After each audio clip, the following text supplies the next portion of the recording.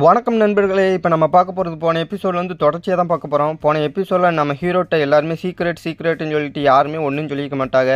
நம்ம ஹீரோவும் இந்த வீட்டில் என்ன தான் நடக்குது, எல்லாம் சீக்ரெட்னு சொல்லிக்கிட்டு இருக்காங்கன்னு சொல்லிட்டு புலம்பிக்கிட்டு இருப்பான். இப்போ அதுலேருந்து தான் தொடர்ச்சியாக பார்க்க போகிறோம். போன எபிசோடு பார்க்காதவங்க நம்ம யூடியூப் சேனல் பிளேலிஸ்ட்டில் இருக்க போய் பார்த்துட்டு வாங்க. அப்படியே வீடியோ ஃபுல்லாக பாருங்கள். பார்த்துட்டு வீடியோ பிடிச்சிருந்துச்சுன்னா நம்ம என்கே மன்வா தமிழ் சேனலை சப்ஸ்கிரைப் பண்ணிக்கோங்க. அப்படியே லைக்கை போட்டுட்டு சேனலுக்கு கொஞ்சம் சப்போர்ட் பண்ணுங்கள் நண்பர்களே. இப்போ வாங்க கதைக்குள்ளே போகலாம். என்ன தான் நடக்குது இந்த வீட்டில், ஏன் எல்லாரும் சீக்ரெட்னு சொல்லிக்கிட்டே இருக்காங்க அப்படின்னு சொல்லிட்டு நம்ம ஹீரோ தனியாக நின்று புலம்பிக்கிட்டு இருப்பான். அப்புறம் கொஞ்சம் நேரம் சென்று தங்கச்சிக்கு மார்ஷல் ஆர்ட் சொல்லி கொடுத்துக்கிட்டு இருப்பான். இங்கிட்டு நம்ம குவாங்கும் தனியாக நின்று பயிற்சி பண்ணிக்கிட்டு இருப்பான். அப்படியே சாயந்தரமாக நம்ம ஹீரோ ஃபேமிலியோடு உட்காந்து சாப்பிட்டுட்டு தூங்கிடுவான். இதே 2 நாள் அப்படியே போய்கிட்டே இருக்கும். பயிற்சி பண்ணுறது, சாப்பிட்றது, தூங்குறது, அப்படி கொஞ்சம் குவாங்குக்கும் கற்றுக் கொடுக்குறது அப்படின்னு சொல்லிட்டு 2 நாள் அப்படியே போய்கிட்டே இருக்கும். 2 நாள் கழித்து அப்போ நம்ம ஹீரோ இந்த 2 நாள் வேகமாக முடிஞ்சு, எப்படி முடிஞ்சுன்னே தெரில அப்படின்னு சொல்லுவான். அதுக்கு குவாங்கும், என்ன உங்களுக்கு அதுக்குள்ளேயும் 2 நாள் முடிஞ்சிச்சாவா அப்படின்னு கேட்பான். ஆமாம், எனக்கு இவ்வளோ நாள் இது வரைக்கும் பிரேக் கிடைச்சதே இல்லை. அப்போ நீங்கள் கிளாஸ்க்கு போகிறதே வெறுக்கிறியே அப்படின்னு சொல்லிட்டு 2 பேர் பேசிக்கிட்டு வரும்போது பின்னாடி மெய்டெலாம் வேகமாக என்னமோ வேலை பார்த்துக்கிட்டு இருப்பாங்க. அப்போ நம்ம ஹீரோ சொல்லுவான், யாருக்கு தான் பிடிக்கும் கிளாஸ் போடுறது? சரி, இங்கே என்ன நடக்குது, ஏன் எல்லோரும் வேகமாக ஏதோ வேலை பார்த்துக்கிட்டு இருக்காங்க? என் பிறந்த நாளும் தெரியும், அதுக்கு நீ இப்படியா அப்படின்னு சொல்லிக்கிட்டு இருக்கும்போது குவாங்குன்னு சொல்லுவான், இல்லை உங்கள் பிறந்த நாளை லார்டு வந்து இன்றைக்கி நைட்டு ஃபெஸ்டிவல் மாதிரி கொண்டாட போகிறாரு, அதனால தான் அப்படின்னு சொல்லிட்டு அவன் எதையும் மறைச்சிக்கிட்டு இருப்பான் நம்ம குவாங்கும். அப்போ நம்ம ஹீரோ பின்னாடி அவனுக்கே தெரியாமல் ஒரு 3 மெய்டு வந்து நிற்கும். யார் அப்படின்னு சொல்லிட்டு திரும்பி பார்ப்பான். அப்போ 3 மெய்டில் ஒரு மெய்டு, எங்களை மன்னிச்சிருங்க எங்கள் மாஸ்டர், உங்கள் நேரத்தை ஒதுக்க முடியுமா அப்படின்னு கேட்கும்போது, என்ன மன்னிப்பு, எதுக்கு நேரம் அப்படின்னு கேட்பான். அப்போ அதில் இன்னும் 2 மெய்டு அவனை குண்டு கட்டாக தூக்கிக்கிட்டு ஓடுங்க. அப்போ நம்ம ஹீரோ திரும்பி குவாங்குவை பார்க்க நம்ம குவாங்கு முழிச்சுக்கிட்டே, என்னை மன்னிச்சிருங்க எங்கள் மாஸ்டர் அப்படின்னு சொல்லுவான். நம்ம ஹீரோ, நீ ஒரு துரோகி அப்படின்னு கத்துவான். ஏன்னா நம்ம குவாங்கும் பிளான் பண்ணி தான் நம்ம ஹீரோவை இங்கே கூட்டிகிட்டு வந்திருப்பான். அப்போ அந்த மெய்டு எல்லோரும் சேர்ந்து நம்ம ஹீரோவை ரூமுக்கு கூட்டிகிட்டு வந்துருங்க. நம்ம ஹீரோ, என்ன தான் நடக்குது இங்கே, யாராச்சும் என்கிட்ட சொல்லுங்களே அப்படின்னு சொல்லி கத்துவான். அதில் ஒரு மெய்டு, இதை லார்டு எல்லாத்தையும் உங்கள்கிட்ட எக்ஸ்பிளைன் பண்ணுறேன்னு சொல்லிட்டாரு, ஃபஸ்ட்டு உங்களை ரெடி பண்ணி கூட்டிகிட்டு வர சொன்னார் அப்படின்னு சொல்லி, எதையோ எல்லோரும் என்கிட்ட மறைச்சிக்கிட்டே இருக்கியே, அது என்னன்னு தான் தெரியலை அப்படின்னு சொல்லுவான். அப்போல்லாம் இன்னும் 2 மெய்டு வந்து அவனை ரெடி பண்ணுறதுக்கு வருங்க பக்கத்தில். எனக்கு தெரியும் நீங்கள் என்னமோ பண்ண போறியே அப்படின்னு சொல்லிட்டாங்க. ஒரு போர்க்களமே நடக்கும். அப்போ ஒரு வழியாக எல்லா மெய்டும் சேர்ந்து நம்ம ஹீரோவை ரெடி பண்ணிடுங்க. நம்ம ஹீரோவும், எனக்கு தெரியும் நீங்கள்லாம் ரொம்ப மோசம் அப்படின்னு சொல்லுவான். அதில் இன்னொரு மெய்டு, யங் மாஸ்டர் டைம் இல்லை, இன்னும் கொஞ்சம் நேரம் தான் இருக்குது, இந்த வழியாக வாங்க அப்படின்னு சொல்லிட்டு நம்ம ஹீரோவை கூட்டிகிட்டு போவாங்க. நம்ம ஹீரோவும் பின்னாடியே போவான். அப்போ திடீர்னு நின்றுட்டு என்னமோ சென்ஸ் பண்ணுவான். என்ன நடக்குது இங்கே, என்னால் சென்ஸ் பண்ண முடியுது, வீட்டை சுற்றி நிறைய கீ எனர்ஜி இருக்கே அப்படின்னு சொல்லிட்டு அவன் இன்னர் சக்தியை ரிலீஸ் பண்ணி செக் பண்ணி பார்ப்பான். அவன் வீட்டுக்கு உள்ளேயும் வீட்டுக்கு வெளியும் 100கணக்கான 1000கணக்கான மக்கள் இருக்கிறத பார்த்து அதிர்ச்சியாகி நிற்பான். உண்மையிலே இங்கே என்ன தான் நடக்குது அப்படின்னு சொல்லிட்டு நம்ம ஹீரோ கத்துவான் அதிர்ச்சியாகி. அப்போ இன்னொரு மெய்டு அவன் முதுகில் கையை வச்சுட்டு, யங் மாஸ்டர் லார்டு வெயிட் பண்ணுறாரு அப்படின்னு சொல்லி தள்ளி விடும். நம்ம ஹீரோவும் முன்னாடி போவான். அப்புறம் இன்னொரு மெய்டு, இந்த வழியா அப்படின்னு சொல்ல எல்லோரும் சேர்ந்து ஹாப்பி பர்த்டே யங் மாஸ்டர் அப்படின்னு சொல்லுங்க. நம்ம ஹீரோவும், நான் போய் அப்பாட்டே கேட்டுக்கிறேன் அப்படின்னு சொல்லிட்டு படியில் வேகமாக ஏறுவான். அப்போ கதவை திறந்து பார்த்தா முன்னாடி அப்பா, அம்மா, தங்கச்சி 3 பேரும் நிற்பாங்க. அவனுக்கோ மூச்சு வாங்கும் படியில் ஏறி வந்து. அப்போ அம்மா, நீ ஒரு வழியாக வந்துட்டியா அப்படின்னு சொல்லுவாங்க. தங்கச்சி, அண்ணே அப்படின்னு சொல்லிட்டு கத்துவா. அப்போ நம்ம ஹீரோ அப்பாட்ட கேட்பான், அப்பா என்ன ஆச்சு, என்னமாச்சும் நடந்துச்சா, ஏன் இவ்வளோ கூட்டம் வெளியே நிற்கிது, இவ்வளோ கூட்டத்தையும் பார்த்து எனக்கு பைத்தியமே பிடிக்குது அப்படின்னு சொல்லிக்கிட்டே வரும். அதுக்காக அப்பா, நீனே வந்து எட்டி பாரு அப்படின்னு சொல்லுவார். நம்ம ஹீரோவும் எட்டி பார்ப்பான். இங்கே 100கணக்கான 1000கணக்கான மக்கள் சிரித்து பேசி மகிழ்ச்சியாக இருப்பாங்க. உனக்கு பிடிச்சிருக்கா, இங்கே வந்திருக்க எல்லாருமே உன் பர்த்டேவை செலிப்ரேட் பண்ணதுக்கு தான் வந்திருக்காங்க அப்படின்னு சொல்லுவார் அப்பா. அங்கே நம்ம ஹீரோட அம்மாவோ, நான் நினைக்கிறேன் ஜுன்வு வந்து சர்ப்ரைஸாகவும் ஷாக்காகவும் ஆகிட்டான் வேலை அப்படின்னு சொல்லிட்டு சிரிச்சுக்கிட்டு நிற்பாங்க. இல்லை நான் ஒன்றும் ஆகலை அப்படின்னு சொல்லிட்டு நம்ம ஹீரோ நடிப்பான். அதை பார்த்தா நம்ம ஹீரோட அப்பா, நீ நடிக்க வேணாம் அப்படின்னு சொல்லுவார். இல்லை கொஞ்சமாக தான், இல்லை ரொம்பவே ஆயிட்டேன் அப்படின்னு சொல்லி நம்ம ஹீரோ சொல்லுவான். இப்போ நம்ம ஹீரோட அப்பா சொல்லுவார், நீ ரொம்பனா நடிக்க வேணாம், இந்த நாள் 1 வருஷத்துக்கு ஒரு ஆட்டை தான் வரும், நீ எவ்வளோ என்ஜாய் பண்ண முடியுமோ என்ஜாய் பண்ணு, நீ பார்க்கவே இல்லையா இங்கே கூடியிருக்க கூட்டத்தை, இங்கே வந்திருக்க எல்லாருமே உன் பர்த்டேவை செலிப்ரேட் பண்ணுறதுக்கு தான் வந்திருக்காங்க, நீ என்ஜாய் பண்ணு நல்லா அப்படின்னு சொல்லுவார். அப்போ நம்ம ஹீரோ மனசுக்குள்ளேயே நினைப்பான், பர்த்டே செலிப்ரேட் பண்ணுறதுக்கா, ஆனால் என்னோடய பாஸ்ட் லைஃப்பில் என்னை கொல்றதுக்கு தான் நிறைய பேர் கூட்டமாக கூடியிருக்காங்க, ஆனால் இப்போ பாரு அப்படின்னு சொல்லிட்டு அவன் பாஸ்ட் லைஃப்பையும் இப்போயும் உள்ளதை நினச்சி பார்த்துக்கிட்டு இருப்பான். அப்போ தங்கச்சி, வா எவ்வளோ கூட்டம் அப்படின்னு சொல்லிக்கிட்டு இருப்பாள். அப்போ அப்பா, ஏன் இன்றைக்கி சந்தோஷமான நாள் இல்லையா, ஏன் என்ஜாய் பண்ணாமல் இருக்க, இன்றைக்கி உன்னோட பர்த்டே, நீ எவ்வளோ என்ஜாய் பண்ணுறியோ என்ஜாய் பண்ணு அப்படின்னு சொல்லுவார். நம்ம ஹீரோவும் சரி நான் ட்ரை பண்ணுறேன் அப்படின்னு சொல்லுவான். அப்போ கொஞ்சம் நேரம் சென்று அங்கே மக்கள் எல்லோரும் மகிழ்ச்சியாக சிரித்து பேசிக்கிட்டு இருக்கும்போது அப்பாவோ டேஜுக்கு வருவார். அவர் டேஜுக்கு வந்து காலை தான் எடுத்து வைப்பார். எல்லோரும் அட்டென்ஷனு அவர் மேலே திரும்பும். அப்போ நம்ம ஹீரோட அப்பா அந்த கூட்டத்தெல்லாம் பார்த்து சொல்லுவார், என்னோட மனமார்ந்த நன்றி, நீங்கள்லாம் உங்கள் டயத்தை ஒதுக்கி என் மகனோட பிறந்தநாளை கொண்டாட வந்ததுக்கு அப்படின்னு சொல்லுவார். அப்போ அந்த கூட்டத்தில் உட்காந்துருந்த ஒருத்தர் சொல்லுவார், இங்கே பாரு, ஸ்டேஜில் காலை எடுத்து வச்சான், அதுக்குள்ளேயும் இருக்கிற அட்மாஸ்ஃபியரை எல்லாத்தையும் கண்ட்ரோல் பண்ணிட்டான். அது மட்டும் இல்லாமல் எல்லாரும் அட்டென்ஷனு அவன் பக்கம் திரும்பிடுச்சு. இதுதான் மன்னருக்கு அழகு அப்படின்னு சொல்லுவார். அவர் பக்கத்தில் உட்காந்துருந்த பொண்ணு, ஆமாம் நீங்கள் சொன்ன மாதிரியே இருக்கார், இவர் உண்மையிலேயே உயர்ந்த மனிதர் தான் அப்படின்னு சொல்லி அந்த பொண்ணு. இந்த மாதிரி ஃப்ரெண்டு இருக்கிறனால தான் இன்னும் இந்த சிட்டி கீழே விழுவாமல் இருக்குது. இந்த பிஸ்னஸ் உலகத்தில் எவ்வளோ பெரிய டேலண்டான மனுஷனாக இருந்தாலும் இவனை பார்த்தா வயிறு கலங்கத்தான் செய்யும் அப்படின்னு சொல்லுவார் அவர். அப்போ இன்னொரு வயசானவர் சொல்லுவார், இந்த ஜெனரேஷனில் இது வரைக்கும் எங்கேயும் அவர் மரியாதையை குறைச்சது இல்லை, அதே மாதிரி மரியாதை கெட்டத்தனமாக எங்கேயும் நடந்ததும் இல்லை அப்படின்னு அந்த வயசானவர் சொல்லுவார். உண்மையிலே தான் என் நண்பன் உயர்ந்தவன் அப்படின்னு சொல்லிட்டு எல்லோரும் நம்ம ஹீரோ அப்பாவை பற்றி பேசிக்கிட்டு இருப்பாங்க. அங்கே ஸ்டேஜில் நம்ம ஹீரோட அப்பா பேச ஆரம்பிச்சிருப்பார். இப்போ நான் சொல்ல வேண்டிய விஷயத்த சொல்ல ஆரம்பிக்கிறேன். உங்கள் எல்லாருக்கும் தெரியும், நான் 2 குழந்தைகளுக்கு அப்பான்னு. ஒரு ஆண் குழந்தையும் ஒரு பெண் குழந்தையும் இருக்குது.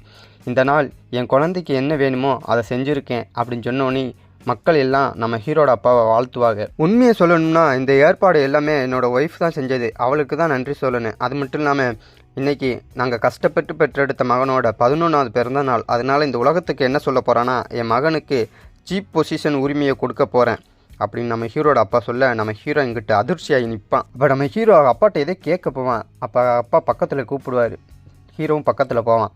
இது கொஞ்ச நாளைக்கு மட்டும்தான், நான் ஒன்றா ஃபோர்ஸ் பண்ண மாட்டேன் இந்த டைட்டிலை வச்சுக்க அப்படின்னு, ஆனால் கொஞ்சம் யோசிச்சு பாரு அப்படின்னு சொல்லும்போது நம்ம ஹீரோ மனசுக்குள்ளே யோசிச்சு பார்க்கவா, சரிப்பா நான் யோசிச்சு பார்க்குறேன் அப்படின்னு சொல்லுவான். அப்போ நம்ம ஹீரோட அப்பா கூட்டத்தை பார்த்து சொல்லுவார், என் மகனோட பிறந்தநாளை கொண்டாட வந்த எல்லாரையும் மகிழ்ச்சியாக இருக்க வாழ்த்துறேன். தயவு செஞ்சு இந்த குழந்தையோட முகத்தை கொஞ்சம் நினைவில் வச்சுக்கோங்க, இவன் தான் என்னோட மகன் ஹவாங் ஜுன்வு அப்படின்னு சொன்னோடனே கூட்டத்தில் உள்ள எல்லாருமே ஆரவாரம் பண்ணுவாங்க. அப்புறம் நம்ம ஹீரோட அப்பா நம்ம ஹீரோட்ட பிறந்தநாள் வாழ்த்துக்கள் என் அன்பு மகனே அப்படின்னு சொல்லுவார். நம்ம ஹீரோட அம்மா பிறந்தநாள் வாழ்த்துக்கள்டா, எங்கள் வாழ்க்கையில் மகனாக பிறந்ததுக்கு நன்றி அப்படின்னு சொல்லுவாங்க. நானும் பிறந்தநாள் வாழ்த்துக்கள் அண்ணே அப்படின்னு சொல்லிட்டு நம்ம ஹீரோட தங்கச்சியும் ஓடியாந்து சொல்லுவாள். எல்லாருக்கும் நன்றி அப்படின்னு நம்ம ஹீரோ சொல்லுவான். அப்புறம் கொஞ்சம் நேரம் சென்று நம்ம ஹீரோவை வாழ்த்துக்கிறதுக்கு எல்லாருமே வருவாங்க. வர ஆட்கள் எல்லாருமே அவளோட மகள்களெல்லாம் கூட்டிகிட்டு வருவாங்க நம்ம ஹீரோவுக்கு இன்ட்ரடியூஸ் பண்ணுறதுக்கு. நம்ம ஹீரோவும் எல்லோரும் பார்த்துட்டுக்கிட்டு இருப்பான். அப்புறம் கொஞ்சம் லைட்டாக எட்டி பார்ப்பான். எட்டி பார்த்தா லைன் கட்டி நிற்பாங்க. அதை பார்த்து நம்ம ஹீரோ அதிர்ச்சி ஆயிடுவான். அப்புறம் நம்ம ஹீரோட அப்பா சொல்லுவார், சரி கொஞ்சம் போய் ரெஸ்ட் எடு அப்படின்னு சொன்னோடனே, ஆமாம் எனக்கு கொஞ்சம் ரெஸ்ட் வேணும் அப்படின்னு சொல்லிட்டு எந்திரிச்சு ஓட போவான். அப்போ நம்ம ஹீரோட அப்பா கேட்பார், உண்மையுமா அப்படின்னு.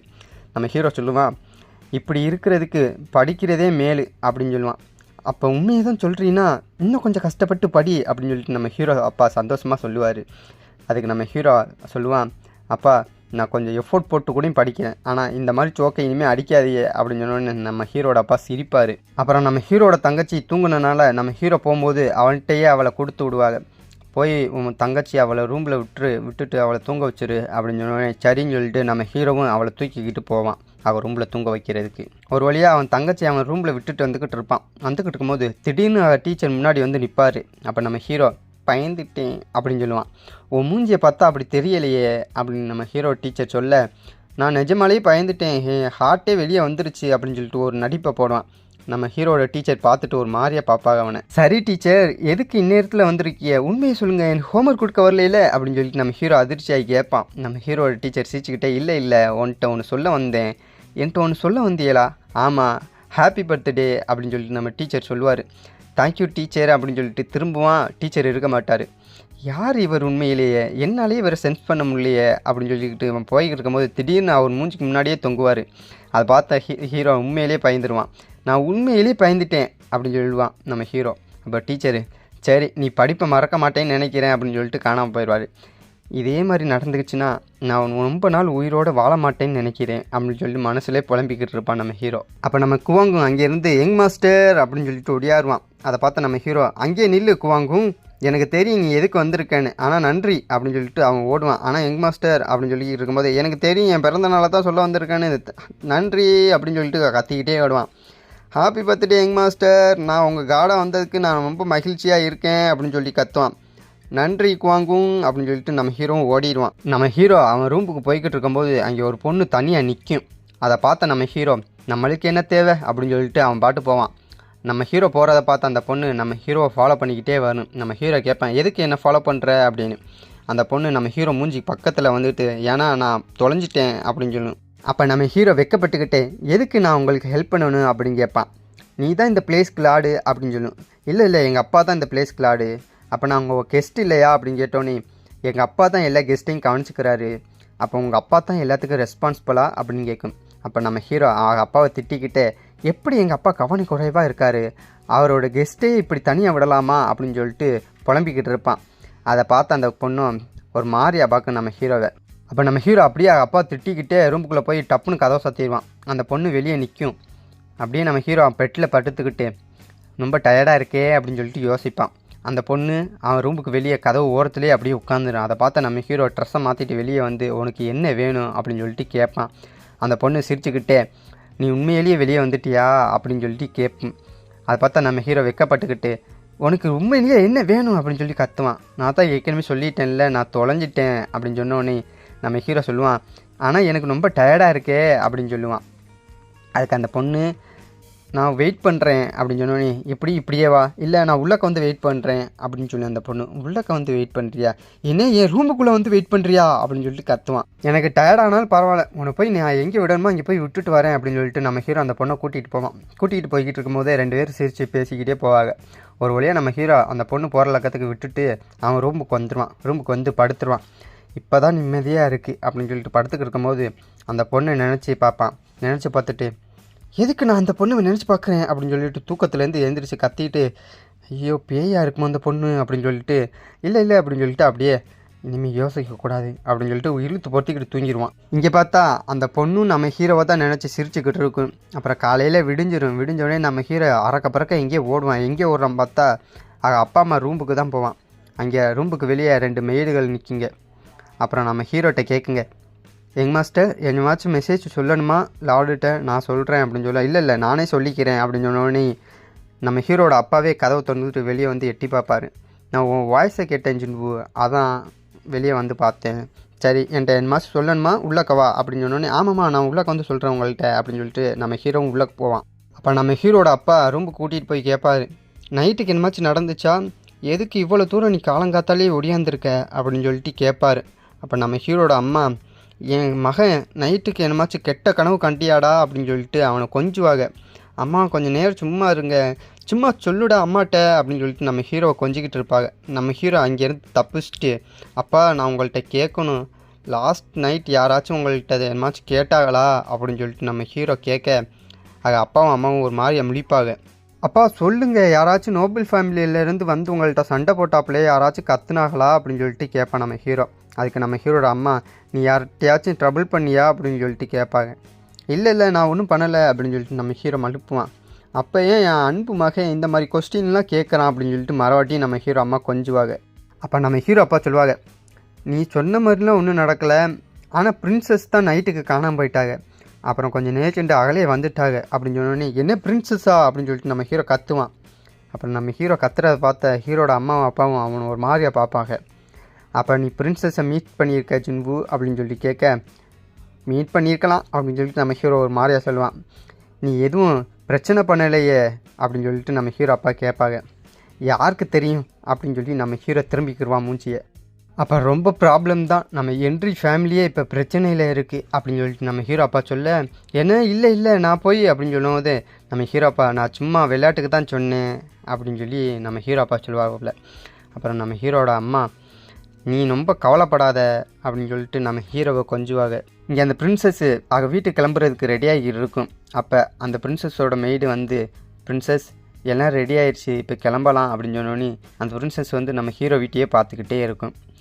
சரி வா கிளம்பலாம் அப்படின்னு சொல்லிட்டு வண்டியில் ஏறி உட்காரும். வண்டியில் ஏறி உட்காந்தா பக்கத்தில் அப்பா உட்காந்துருப்பார். அப்பாவோ அவர் ஃப்ரெண்டை பற்றி பேசிக்கிருப்பார். அவர் ஃப்ரெண்டு யாருன்னா நம்ம ஹீரோட அப்பா தான். அவரை பற்றி பேசிக்கிட்டே வரும்போது வண்டி அப்படியே கிளம்பும்போது மறுபடியும் அந்த பிரின்சஸ் நம்ம ஹீரோ வீடை தான் பார்க்கணும். அப்படியே பார்த்துக்கிட்டே அந்த வண்டியும் கிளம்பி போயிடும். அப்படியே நாட்களும் ஓட ஒரு 6 வருஷம் கழித்து நம்ம ஹீரோவும் ஹீரோட தங்கச்சியும் மார்ஷல் ஆர்ட் பயிற்சி பண்ணிக்கிட்டு இருப்பாங்க. அப்போ நம்ம ஹீரோட தங்கச்சி ஹீரோவை அட்டாக் பண்ணிக்கிட்டே என்னோட சீரியஸாக சண்டை போடு அப்படின்னு சொல்லிக்கிட்டு இருப்பாள். நம்ம ஹீரோவோ அவள் அட்டாக் பண்ணுற எல்லாத்தையும் ஈஸியாக தடுத்துக்கிட்டே இருப்பான். அவளுக்கோ கோவம் வந்து இன்னும் வேகமாக அட்டாக் பண்ணுவாள். அதையும் நம்ம ஹீரோ ஈஸியாக டாச் பண்ணிடுவான். நீ ரொம்ப ஃபாஸ்ட்டாக இருக்க அப்படின்னு சொல்லிட்டு நம்ம ஹீரோட தங்கச்சிக்கு மூச்சு வாங்கும். அப்போ திடீர்னு யாரோ பின்னாடி கீழே விழுவாங்க. யாரும் பார்த்தா நம்ம குவாங்கும் தான். யங் மாஸ்டர், நீங்கள் சொல்லி தந்த மார்ஷல் ஆர்ட் ரொம்ப கஷ்டமாக இருக்குது அப்படின்னு சொல்ல நம்ம ஹீரோ அப்போ எப்படி ஸ்ட்ராங் ஆகுறது அப்படின்னு சொல்லி கேட்பான். சரி, நான் மறுபடியும் பயிற்சி பண்ணுறேன் அப்படின்னு சொல்லிட்டு நம்ம குவாங்கும் பயிற்சி பண்ண ஆரம்பிப்பான். இங்கே நம்ம ஹீரோ ஊருக்குள்ளே யாரோ புதுசாக வர்றதை காட்டுவாங்க. யாரும் பார்த்தா ஒரு வயசானவர். அவரோ நம்ம ஹீரோட பாஸ்ட் லைஃப்பை நினச்சிக்கிட்டு, இந்த முடிவில் இன்னும் உங்களை நான் கண்டுபிடிக்கலை, கடைசியில் இந்த இடத்துல வந்து நிற்கிறேன், எனக்கும் வயசாயிருச்சு, நானும் சாகுறக்குள்ளே உங்களை எப்படியாச்சும் கண்டுபிடிக்கணும் அப்படின்னு சொல்லிட்டு நம்ம ஹீரோ ஊருக்குள்ளேயே நடந்து போய்கிட்டே இருப்பார். இதோட இந்த எபிசோடு இங்கே முடியுது. இந்த வயசானவர் யார், எப்படி நம்ம ஹீரோவுக்கும் அவருக்கும் பழக்கம், நம்ம ஹீரோ மறுபிறவி எடுத்து அவருக்கு தெரியுமா தெரியாதா, அது மட்டும் இல்லாமல் நம்ம ஹீரோ அவரை பார்த்தா நல்லவனாக இருப்பானா கெட்டவனாக இருப்பானா அப்படின்னு சொல்கிற இன்ட்ரெஸ்டிங்கான எபிசோடு தான் அடுத்த எபிசோடு. மிஸ் பண்ணாமல் பாருங்கள். அப்படி பார்க்கணும்னா நம்ம என்கே மன்வா தமிழ் சேனலை சப்ஸ்கிரைப் பண்ணிவிட்டு பாருங்கள். அப்படியே ஒரு லைக்கை போட்டுடுங்கோய்.